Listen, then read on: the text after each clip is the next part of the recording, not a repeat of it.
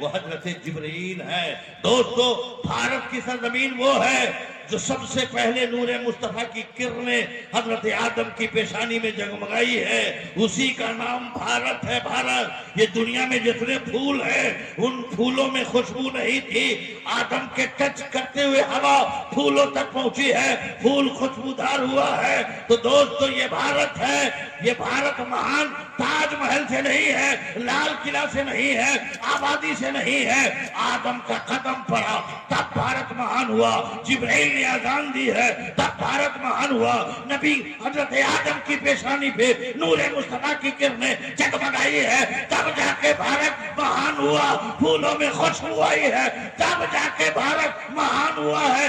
اسی نور کی کرنوں کو علامہ اقبال کہتے ہیں، علامہ اقبال کہتے ہیں سارے جہاں سے اچھا ہندو ستا ہمارا، بلبل ہے اس کے یہ گلشتہ ہمارا۔ دوستو غور طلب بات ہے میرے پیارے دوستو، علامہ شرف الدین علیہ رحمہ و رضوان کے نواسوں نے پوتوں نے دو فاطمہ کے لال کو بلایا ہے، دونوں لال یہاں، ایک لال آنے والے ہیں ایک لال آ گئے، اور ان لال سے یہاں بھی کام ہے وہاں بھی کام ہے۔ میرے امام فرماتے ہیں امام کہ اگر کوئی سید نہ ہو، اگر سید کہتا ہو کیا عشق ہے اعلیٰ حضرت، ادب کرو ادب کرو ادب کرو۔ میرے پیارے دوستو سوچو ذرا، غور کرو، یہ کل بھی ہماری جماعت کے ایک میر کارواں تھے، آج بھی میر کارواں ہے، ضرورت آج بھی ان سے ہے، ضرورت وہاں بھی ہے، ضرورت یہاں بھی ہے۔ میرے پاس وقت نہیں، بڑی تیزی سے میں آپ کو بتانا چاہتا ہوں، غریب نواز بھارت میں سب سے پہلے حضرت آدم آئے،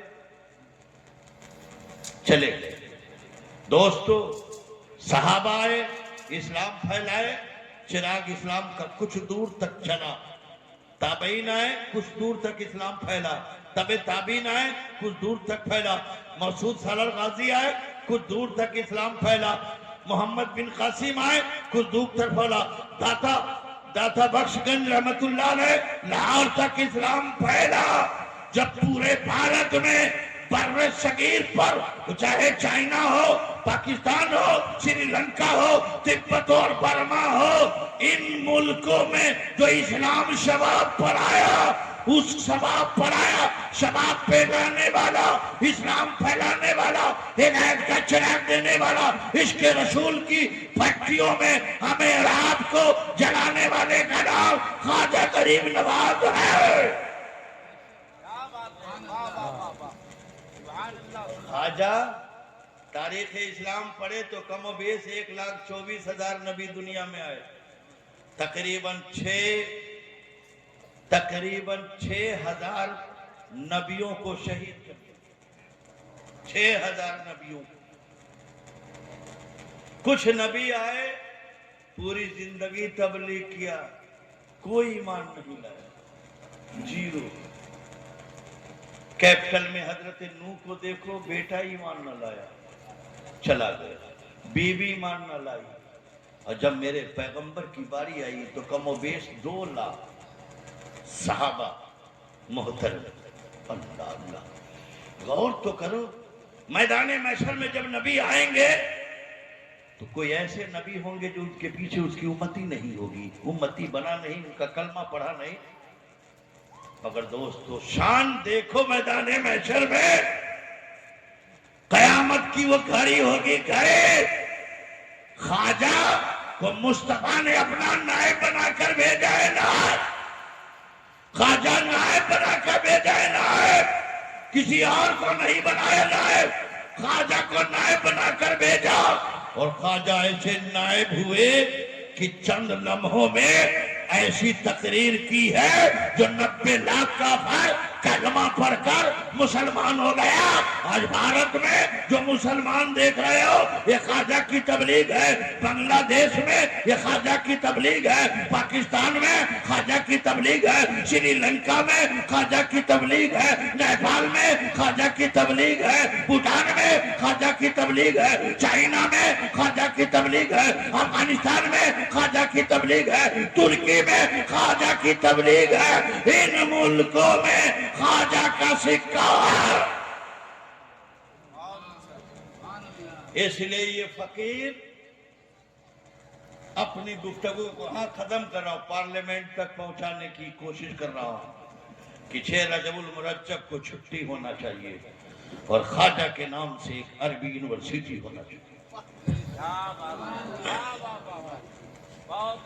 کوئی بدھائک آئے کہا ووٹ بعد میں دیں گے، چھٹی کا اعلان کرواؤ۔ ایم پی آئے کہا 6 رجب کو چھٹی، ایک یونیورسٹی چاہیے۔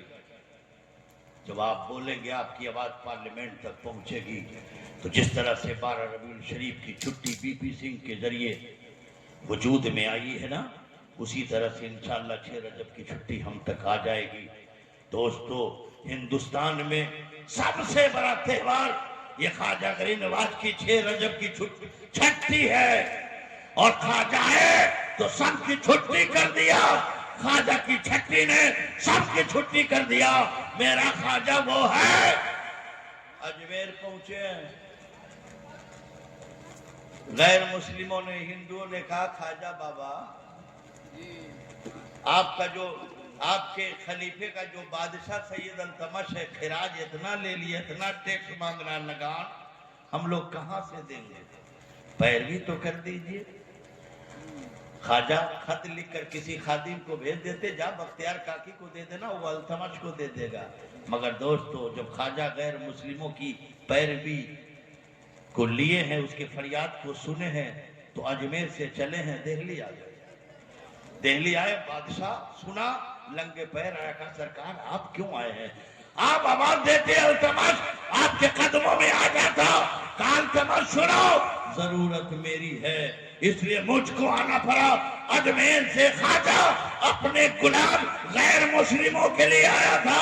کہا سید التمش غیر مسلم کا لگان، اس کا ٹیکس معاف کر دو، نقصان ہو رہا ہے۔ پیپر لایا گیا، تحریر لکھی گئی، مہر مارا گیا، سگنیچر کی گئی۔ اس کے بعد خواجہ دلی سے اجمیر پہنچ کر ان غیر مسلموں کو جب یہ لے کر بادشاہ کا ملا ہے، لگان معاف ہے، ٹیکس معاف ہے، خواجہ خود کر کے آئے ہیں، تو دوستوں وہاں کے ہندوؤں نے کہا جو خواجہ ایسا ہے تو خواجہ کا رسول کیسا ہوگا، خواجہ کا نبی کیسا ہوگا۔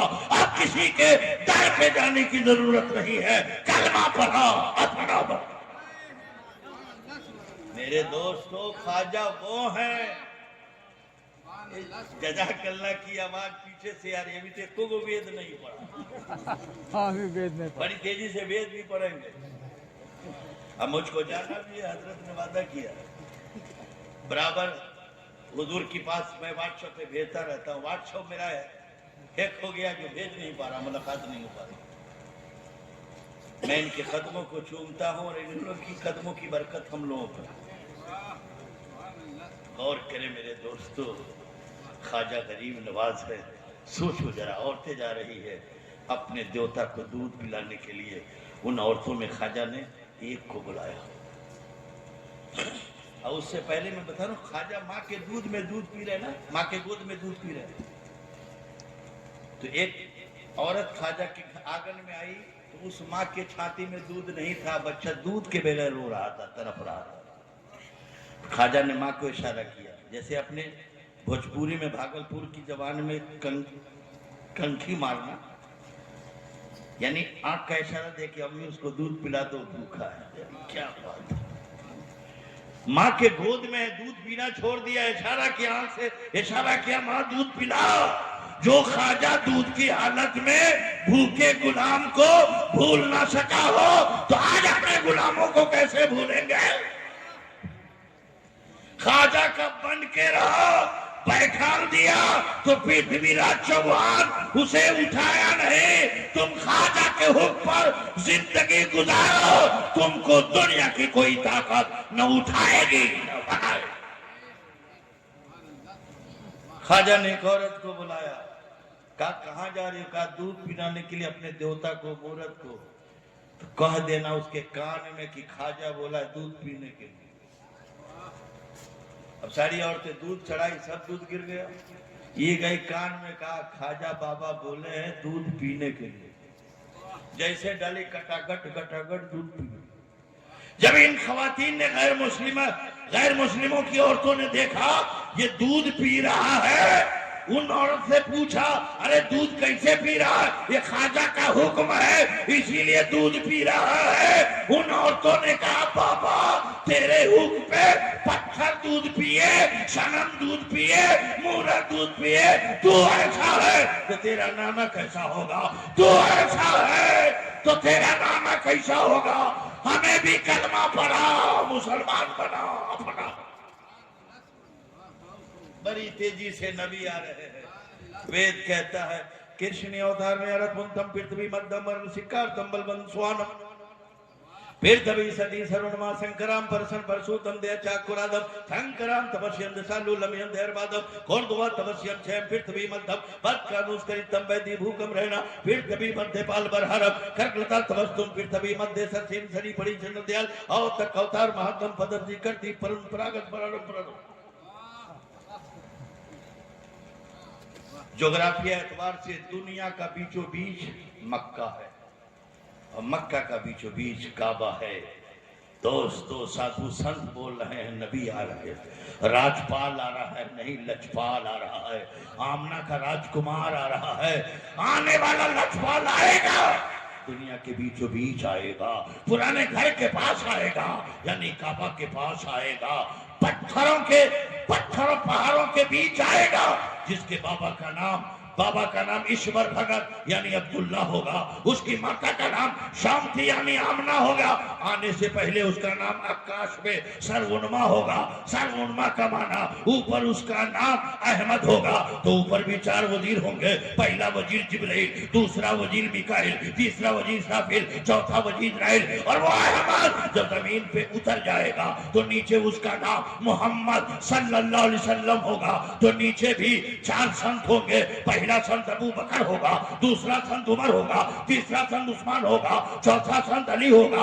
और आने वाला आमना का राजकुमार वो होगा जिस गली से गुजरे गली महक उठे, जिस पेठिया से गुजरे पेठिया महक उठे, जिस बगिया से गुजरे बगिया महक उठे। अंधेरे कमरे में कदम रखते कमरा रोशन हो जाए, उजाला हो जाए। आने वाले राजकुमार को हम कैसे पहचानेंगे? यही राजकुमार है, यही आमना का लाल है, यही आमना का लजपाल है। तो साधु संत ने कहा उनको पहचानना बहुत आसान है। आग के अंगारों में कदम रख दे, उसको इब्राहिम खलीलुल्लाह कहते हैं। पत्थर पे आसा मार दे, उसको मूसा कलीमुल्लाह कहते हैं। अपनी एड़ी को रगड़ दे और कंक्रीट जमीन से पानी निकल आए, उसको इस्माइल जबीउल्लाह कहते हैं। अंधे के आंख पर हाथ रख दे, पिनाई आ जाए, उसको ईसा रूहुल्लाह कहते हैं। अंगुली की खाइयों से जो पानी निकाल दे, उसको मोहम्मदुर रसूलुल्लाह कहते हैं।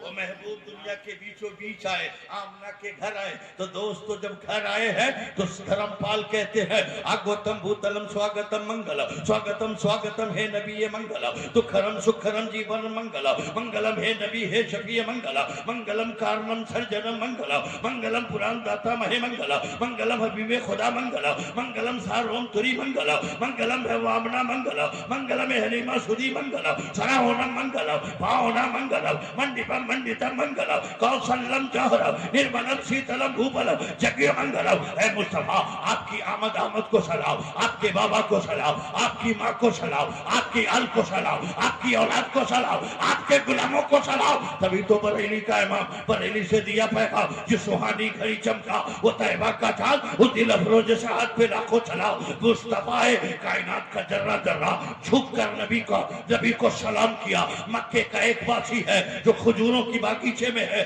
देखा खजूर के पेड़ झुक गए, देखा सजर झुक गया, देखा हजर झुक गया, देखा मकान झुक गया, देखा दीवार झुक गई, देखा दुकान झुक गई। हैरत में डूबकर खजूरों के बागीचे से बाहर निकला, मक्के में आ गया और खाने काबा के शहर में आया तो देखता क्या है, मेहराबे काबा झुका है, कलशे काबा झुका है, गुंबदे काबा झुका है, मेहराबे काबा झुका है और हैरत में डूब गया। काबे से मुखातब होके कह रहा, काबा ये पेड़ पौधे को झुकते देखा, शजरो हजर को झुकते देखा, मकान दुकान को झुकते देखा, मगर है काबा तू क्यों झुक गया, बिलारे काबा क्यों झुक गया, कलशे काबा क्यों झुक गया, मेहराबे काबा क्यों झुक गया? जलजला तो नहीं आ गया, कोई कम तो नहीं आ गया? काबे से सदाई जलजला नहीं आया, कोई कम नहीं आया, फिर झुका क्यों? का सुनो, झुका आज हो। 14 सदी का मुजद्दिद जब बरेली में पैदा होगा और बरेली की टूटी चटाई पर बैठकर मेरे झुकने का जवाब तुझे बरेली से मिलेगा, बरेली से मिलेगा। आला हज़रत फरमाते हैं जिनके सजदे को मेहराबे काबा झुकी, उन बाबों की लताफत पे लाखों सलाम, पतली पतली गुले कुल्स की पत्तियां, उन लबों की नजाकत पे लाखों सलाम। ऐ काबा क्यों झुका? का सुनो, सबका काबा मैं हूँ और काबे का काबा मुस्तफा है, इसलिए